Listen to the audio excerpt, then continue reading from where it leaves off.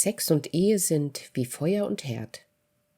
In den Schulbüchern meiner Kinder wird Sex als etwas dargestellt, das völlig losgelöst von jeglicher Bindung stattfindet. Die einzige Voraussetzung für Sex ist, dass er einvernehmlich stattfindet, und man sollte sich vor Geschlechtskrankheiten und ungewollter Schwangerschaft schützen. Ansonsten spielt es keine Rolle, wer mit wem, wann, warum und wie oft Sex hat. Diese Vorstellung von Sex hat sich heute allgemein durchgesetzt. Sie wird in der Unterhaltungsindustrie transportiert und hat das Leben der Menschen vollkommen erfasst.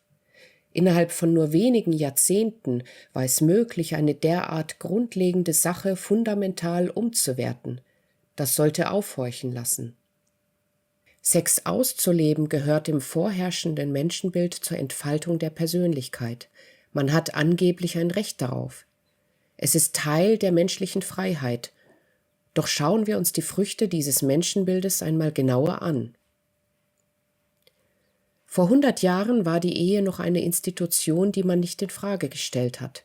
Männer trugen Verantwortung für die gesamte Familie. Sie hatten Autorität über ihre Frau und die Kinder. Frauen lebten ihre Emotionen nicht zügellos aus und man erwartete von ihnen sexuelle Zurückhaltung. Vor 100 Jahren war man sich der sozialen und biologischen Realität noch bewusst. Auch heute wird das Leben bestimmt durch soziale und biologische Tatsachen.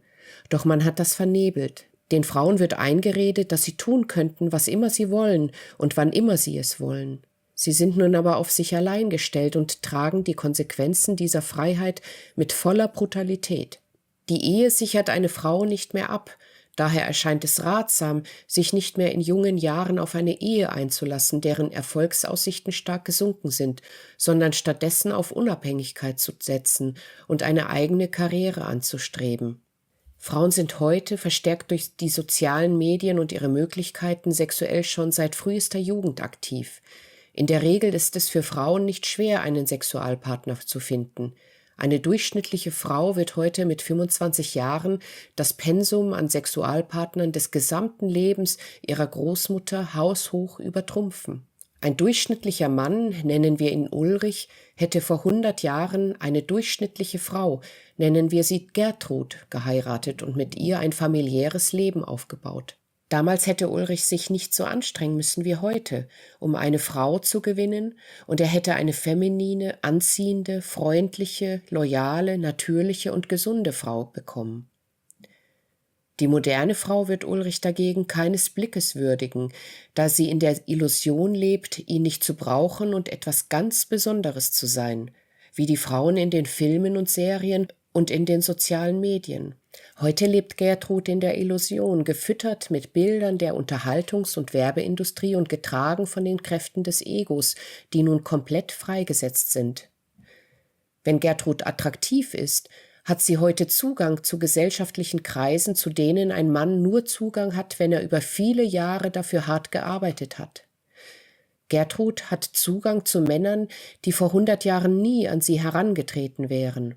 Da sie eingeredet bekommt, eine Göttin zu sein, wird sie ein Leben anstreben, das diesem Selbstbild entspricht und wo immer möglich Affären mit Alpha-Männern beginnen. Sie lebt ihre sexuelle Macht aus, die ihr auf magische Weise goldene Türen öffnet. Dabei übersieht sie aber die Tatsache, dass diese sexuelle Macht nur von kurzer Dauer und sie leicht ersetzbar ist durch eine Vielzahl anderer Frauen, die mindestens genauso anziehend sind.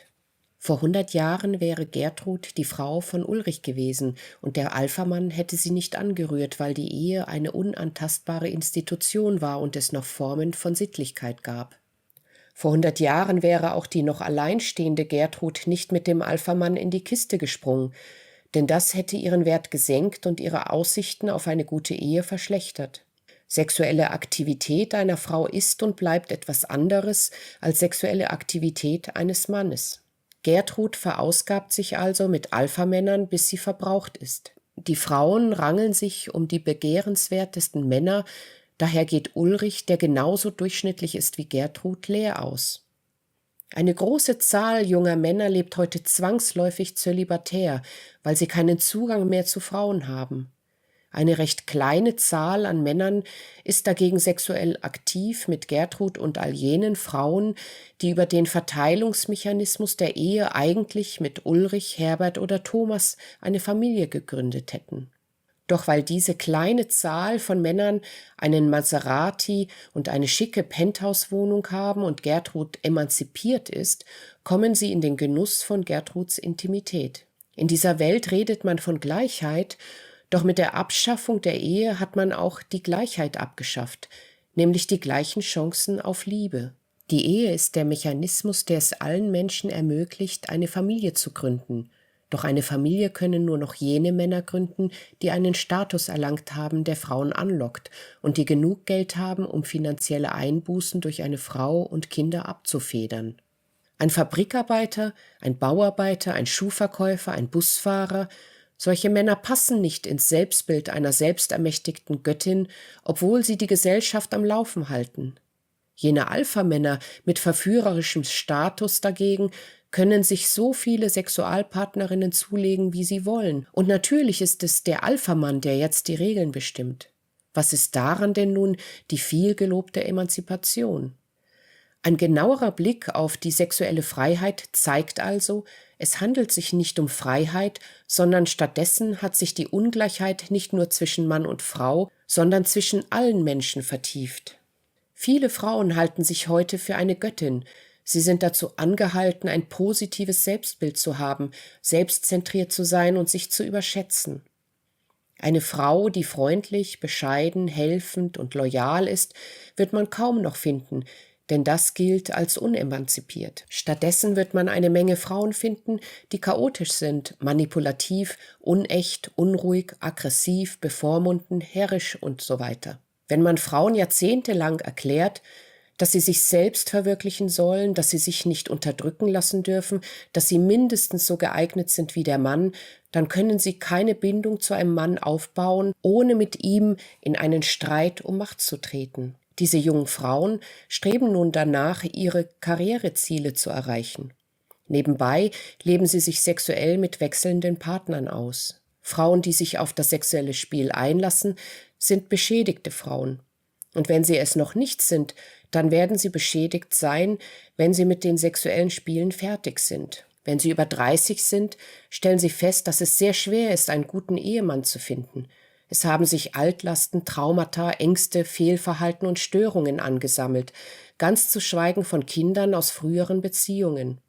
Die Anziehungskraft der Frau hat nachgelassen und der Lebenswandel hat ihre Persönlichkeit in einer Weise geprägt, die sie für jene Männer unattraktiv macht, die sie sich wünscht. Die Aufgabe der Ehe als unauflösbare Institution hat aus dem Sex eine Ware gemacht. Frauen werden benutzt, solange sie jung und ansehnlich sind. Danach schwindet ihr Wert. Die Konkurrenz unter den Frauen ist enorm. Der Materialismus dieser Lebensweise wiegt bleischwer und natürlich bringt eine solche Welt keine stabilen Familien oder gar gesunde Kinder hervor. Wir sehen es heute an den Berichten aus den Schulen, an den Statistiken über psychische Erkrankungen, Süchte und Störungen.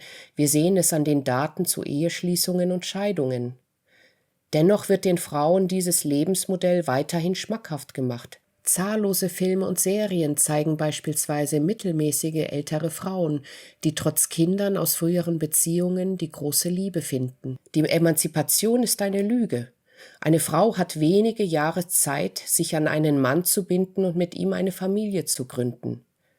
Das ist heutzutage natürlich eine Lotterie. Nach diesen jungen Jahren wird es aber immer schwerer, von Risiken für einen gesunden Nachwuchs ganz zu schweigen. Für eine Frau wäre es also empfehlenswert, statt diese wichtigen Jahre mit bindungslosem Sex zu vergeuden, zuerst all ihre Kraft in die Gründung einer Familie zu stecken, sich darauf vorzubereiten, einem Mann eine Hilfe zu sein und auch in schwierigen Zeiten loyal an seiner Seite zu stehen und auf seine Bedürfnisse zu achten. Die Schulbücher lügen die Jugendlichen an. Sie verschleiern die harte Realität, die insbesondere auf die gleichberechtigte Frau zukommt in einer Welt scheinbarer Freiheit. Die Filme und Serien lügen die Frauen an. Sie verschleiern die Schattenseiten der Selbstverwirklichung und sind lediglich Marketinginstrumente eines Lebensstils, von dem nur die mächtigen Männer profitieren. Doch das Familienleben wird belastet und zerstört und besonders die Kinder und die älteren Frauen leiden darunter.